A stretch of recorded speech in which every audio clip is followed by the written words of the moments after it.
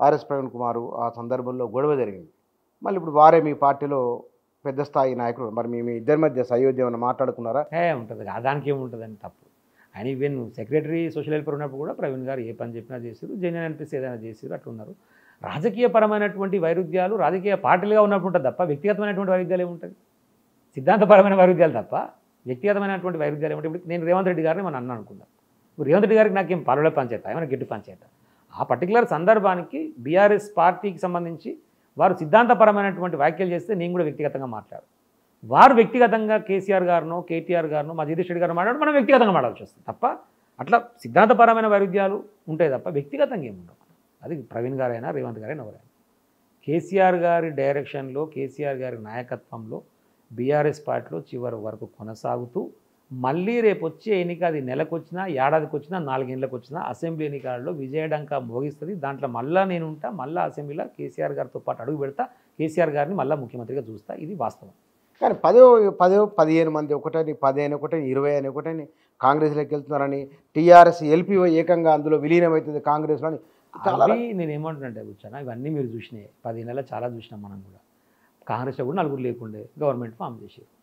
తుంగతుర్త నాకు ఇప్పటికీ అర్థం కాదు, నాకు కూడా కొన్నిసార్లు దొరకదు పల్సు. 10 సంవత్సరాల జెండా పెట్టిన వాళ్ళు లేడు, కండు వేసుకున్న లేడు, ఓ ప్రెస్ మీట్ పెట్టిన వాళ్ళు లేడు, ధర్నా చేసిన లేడు, రాస్తారోక చేసిన లేడు. 50,000 మెజార్టీ వచ్చింది. నాకు అసలు ఇప్పటికీ నాకు ఒక ఇది కలలేకనే అనిపిస్తుంటుంది. అరే ఏంది నేను 10 సంవత్సరాల 24 గంటలు అందుబాటులో ఉన్నా, రాత్రి 2 గంటల వరకు నేను పబ్లిక్ 2 గంటలకు కూడా కలిసేది అవసరమైతే. ఎవరికైనా ఫోన్ చేసి చెప్తుంటే అధికారులకు చెప్పేది. మినిమం వారానికి 5 రోజులు అక్కడనే ఉండేది. తిరుమలగిరి నా ఇల్లు ఉంటుంది, దాన్నే పడుకునేది. ఒక్క చిన్న అవినీతి చేయలేదు. ఒక వ్యాపారస్తుని, ఒక కాంట్రాక్టర్ని, ఒక వైన్ షాప్ని, ఒక ఇతర పార్టీలకు సంబంధించిన కక్ష సాధింపు చర్యలు ఒక్కటి చూపి కంప్లైంట్ 10 ఏళ్ళ ఏం చేయాలి? పక్క నేను దేని ఎమ్మెల్యే వస్తే కొంచెం మామూలు నెలవారీగానో ఏడాదికో ఇక్కడ వివిధ వ్యాపార వర్గాలు ఒక్కటి అంటున్నా నేను ఛాలెంజ్ చేసి చెప్తున్నా. తుంగతుర్తి నియోజకవర్గంలో వ్యాపార వర్గాలకు సంబంధించి నిజమే కిషోర్ గారు మా రైస్ మిల్ మీద ఇబ్బంది పెట్టి నా దగ్గరికి డబ్బులు తీసుకుండు, నిజమే వైన్ షాప్లో మమ్మల్ని ఇబ్బంది పెట్టి ఈ డబ్బులు తీసుకుండు, నిజమే లేకపోతే మా కాంట్రాక్టులను సతాయించి నీ పర్సెంటేజ్ పంపవా అని అన్నాడు. నా దగ్గర రోడ్లు పడ్డాయి, చెక్ డ్యాములు పడ్డాయి, వైన్ షాపులు ఉన్నాయి, రైస్ మిల్లులు ఉన్నాయి, అన్నీ ఉన్నాయి కదా. ఒక్కరితో చెప్పి నేను రాజకీయాలకి విరమించుకుంటాను 10 సంవత్సరాల కాదు. ఇన్ని తెలివితేటలు ఉన్నాయి, ఇన్ని విషయాలు మాట్లాడుతున్నారు కదా. మీ నియోజకవర్గంలో ఏం జరుగుతుందో మీకు తెలియలేదా? ఓడిపోతున్న అంచనా లేదా? అట్లా కాదు. అంటే ఇది వేవ్ అనేటువంటిది వచ్చినప్పుడు ఒక నియోజకవర్గానికి పరిమితం కాదు. ఇప్పుడు ఏమవుతుంది అంటే ఎగ్జాంపుల్ పక్కన ఆలేరు, పక్కన భువనగిరి, పక్కన 20 ఎకరాల పాలకుర్తి, ఈ పక్కన నకరేకాలు, ఇవన్నిటి ఇంపాక్ట్ కూడా మన మీద పడుతుంది ఒక్కోసారి. అవే వాళ్ళకి ఇళ్ళకు చుట్టాలు వాళ్ళకి ఇళ్ళకు వచ్చి పోలు ఉంటాయి కదా. ఈసారికి ఎందుకు కాంగ్రెస్ అంటారు కదా, ఈసారికి ఎందుకు కాంగ్రెస్ అంటారు కదా, ఏం ఒకసారి అటు ఇద్దామంటారు కదా అని ఒక చర్చ వచ్చినప్పుడు నువ్వు ఏం చేసినా గెలవు ఇక. బట్ ఇట్లా కింద గ్రౌండ్ ఇట్లా జరుగుతుంది అనేటువంటిది మాకు చేరడంలో మాత్రం మేము విఫలమైంది. అది మాకు చేరాలి, న్యాయం చేరలేదు. కానీ ఒక అందుకనే ఇందాక నేను చెప్పింది, ప్రతిసారి పబ్లిక్ని ప్రజాప్రతినిధులు మోసం చేస్తారు కానీ పబ్లిక్ ప్రజాప్రతినిధులు ఈసారి మోసం చేయడం అందుకనే చిన్న స్మెల్ రాలే. అరే మనం ఓడిపోతట్టున్నాము, లేకపోతే మనకు నెగిటివ్ కనపడుతుంది అనేది అర్థమైంది. ఇప్పుడు కేసీఆర్ గారు మీటింగ్ పెట్టినాం, bumper hit. KTR meeting, Harish Rao garu meeting, నేను గ్రామాల్లో తిరిగితే అరే ఇంతకంటే ఎక్కువ ఉంది సార్, మీరు మా ఎవరు నియమాన్నారు, ఎవరు జరుగుతారు, తుంగతుర్తిలో ఫ్యాక్షన్ కొట్లాడుతుండే ఇయ్యాటి వరకు ఒక పంచాయతీ ఒక కొట్లాడలేదు, అక్రమ కేసులు లేవు, ఇంతకంటే గొప్పగా ఉంటుంది సార్ సార్ ప్రశాంతంగా ఉన్నాం. 24, 25 ఎగ్జాక్ట్ ఐడియా లేదు నాకు, మర్చిపోయాను. దసరా జరగకపోతున్నాయి నా దగ్గర 154 గ్రామ పంచాయతీలు నాకు కొత్తగా ఏర్పడ్డ తర్వాత కూడా. నేను మొదటిసారి ఎమ్మెల్యే చేసినప్పుడు 25, 26 గ్రామాల్లో దసరా పండుగ బ్యాన్, గొడవలు అయితే అని చెప్పి. అంతకుముందు ఫ్యాక్షన్ కొట్టాలి కదా, ఆ ఊళ్ళలో దసరా చేయొద్దు, గవర్నమెంట్ పోలీసు నిర్ణయించినటువంటి పరిస్థితి. నేను ఒక సంవత్సరం అయిపోయిన తర్వాత 26 గ్రామాలలో తర్వాత నేను ఒక్కొక్క సంవత్సరం అయిపోయిన తర్వాత నేను ఏందిరా అంటే ఇట్లా ఎందుకుంటుంది అట్లా, మనమే కదా ప్రభుత్వాన్ని నడిపేది, మనమే కదా సపోర్ట్ చేయాల్సింది. పోలీసు వాళ్ళు అనుకుంటే ఎప్పుడు కూడా శాంతి భద్రతలు ఉండవండి, పొలిటీషియన్ అనుకోవాలి. చాలా మందికి తెలియక పోలీసు వాళ్ళు కంట్రోల్ చేస్తారు అనుకుంటారు. పోలీసు వాళ్ళు కంట్రోల్ చేయడు, పొలిటీషియన్ కంట్రోల్ చేస్తారు. గొడవ జరగాలన్నా వద్దా అనేది పొలిటీషియన్ అనుకోవాలి. కాబట్టి నేను పిలిచి ఎందుకు రా గొడవలు అని చెప్పి వాళ్ళతో మాట్లాడి ఒక సంవత్సరం 5 గ్రామాలు పోలీసు వాళ్ళు వద్దు సార్ లేనిపోయింది మీరు ఎందుకు ఎట్లా చేస్తారు సార్ అని నేను గ్యారెంటీ నేను కంట్రోల్ చేస్తాను.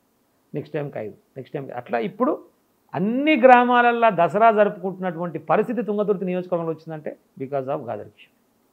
ఓట్లు పడే ఏరియా మీకు అది నేను అదే అంటున్నా. నా పాయింట్ ఏమంటున్నానంటే మీరు దళిత బంధు ఇచ్చిన గ్రామాల నుంచి హైయెస్ట్ వచ్చిన మీరు కూడా ఉన్నారు.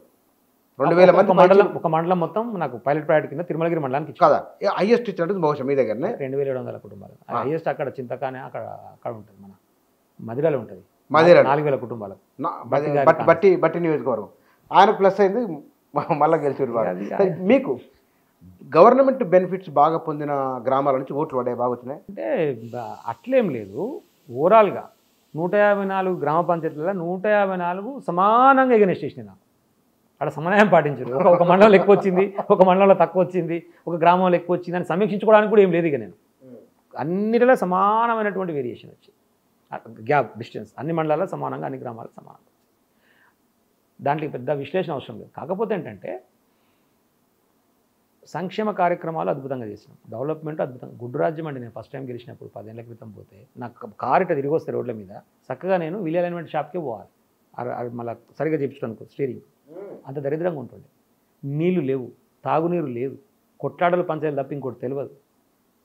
నేను దాన్ని అర్థం చేసుకొని పల్లె నిద్ర అని ఫస్ట్ టైం ఎమ్మెల్యేగా ఉన్నప్పుడు దాదాపు 50 గ్రామాల్లో పండుకొని పొద్దుగాలేసి ఆ ఊరు మొత్తం తిరుగుకుంటూ ఉన్న సమస్యను అర్థం చేసుకొని ఒకటొకటి కేసీఆర్ గారు దృష్టి వారి దగ్గర ఉన్న చనువు మొదటి నుంచి ఉన్నాం కాబట్టి కొంచెం ₹2 ఎక్కువ ఇస్తారని తనలాడు కొట్లాడు తీసుకుపోయి అక్కడ డెవలప్మెంట్ ఆస్కారం ఇచ్చి ఆయనకు కూడా ఏముందంటే పిల్లగాడు కొత్తగా గెలిచిండు, ఇట్లాంటి అవకాశం ఇస్తే ఒక 20-30 ఏళ్ళు రాజకీయాలు ఉంటాడు అనే ఒక దాంతో సార్ కూడా సపోర్ట్ చేసిండు. ఏమాట కామాట దాంట్లో అనుమానం లేదు.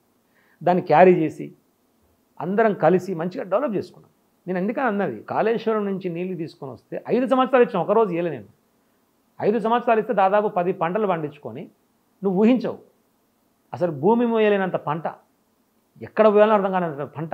గోదావరి జిల్లాలతోనే 2 లక్షల టన్నులు ఉన్నటువంటి పంట పంజాబ్ 12 లక్షలకు పోయింది. పంజాబ్ నా కాన్సెన్స్ 12 లక్షలకు ఒక నా కాన్సెన్స్లో పోయింది. అసలు సార్ రైస్ మిల్లులు దింపుకోవట్లేదు, సార్ ఇడగొంతలేరు. ఒక 15 రోజులు నాకు అసలు పరిశాన్ ఉంటుండే ఆ పంట తీసుకుపోవాల్సిన ఐకేపీ సెంటర్ ద్వారా వచ్చినప్పుడు. ఇప్పుడు నేను చెప్తున్నా టీలీ, ఇప్పుడు నేను ఇద్దరం కూర్చున్న టైంకి ఈ రోజుకి ఇప్పుడు ఇంకా 20% ఇంకా ఐకేపీ సెంటర్లు ఉంది, ఇంకా ఇప్పటివరకు తీసుకపోతలేదు.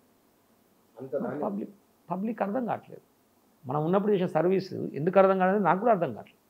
గోదావరి జిల్లాలు తీసుకొని వచ్చినందుకు సూర్యాపేట జిల్లాలో 6 మండలాలు ఉంటాయి, నాకు 2 మండలాలు యాదాద్రి జిల్లాలో ఉంటాయి, ఒక మండలం నల్గొండలో ఉంటుంది. కాళేశ్వరం ద్వారా సూర్యాపేట జిల్లా 6 మండలాలకే లబ్ధి చేకూరుతుంది. బస్వాపూర్ కంప్లీట్ అయితేనే మోత్కూరు కడగూడూరుకు వస్తాయి. ఇంకా బస్వాపూర్ కూడా మల్లన్న సాగర్ నుంచి కాళేశ్వరం నుంచి రావాలి, అది ఇంకా కంప్లీట్ కావాలి ప్రాజెక్ట్. ఆ 6 మండలాలల్లో విపరీతమైన వాటర్ 365 డేస్లో 300 డేస్ కాలువలో ఎప్పుడు ఇట్లా నీళ్ళు ఉంటుండే. ఇప్పుడు పోయి చూద్దాం పాడి మరి ఇప్పుడు పరిస్థితి. పబ్లిక్ ఇస్తే ఏమనుకున్నారు, ఆ కాలువలకు కూడా ఓటీలు ఉండకపోతుండే, అంటే తుమ్ములు ఉండకపోతుండే, పంట కాలువలకు ఆ తుమ్ములు కూడా పెట్టించి అన్ని ఊళ్ళలో చెరువులు నింపినాం. ఆంధ్రప్రదేశ్ రాష్ట్రంలో ఏముండే అంటే రూలు, భారీ నీటిపారుదల శాఖ వేరు, చిన్న నీటిపారుదల శాఖ వేరు. ఈ పెద్ద ప్రాజెక్టుకి వచ్చే కాలువలతో చెరువులు నింపాడు, ఇది మైనర్ ఇరిగేషన్ అంటాడు. కేసీఆర్ గారు తీసుకుంటే ఒకటి చెప్పిండ్రా, ఏ ఇరిగేషన్ అయినా రైతులకు నీళ్ళు ఇస్తానికేనా, ఈ ఇరిగేషన్ ఏంది ఆ ఇరిగేషన్ ఏంది, అన్ని తుమ్ములు పెట్టేసి చెరువులకు నీళ్ళు ఇచ్చేసి అంటే తుమ్ములు పెట్టుకుని అన్ని చెరువులు నింపి పెట్టుకుంటాం. ఎర్రటి ఎండాకాలంలో మత్తడి దుంకేది. మంచి చేసినాం. ఎందుకు చేసిన పబ్లిక్ రాలేదు అనే దాని కింద కొన్ని అంచనాలు మనకు దొరుకుతాయి, కొన్ని అంచనాలు మనకు దొరకవు.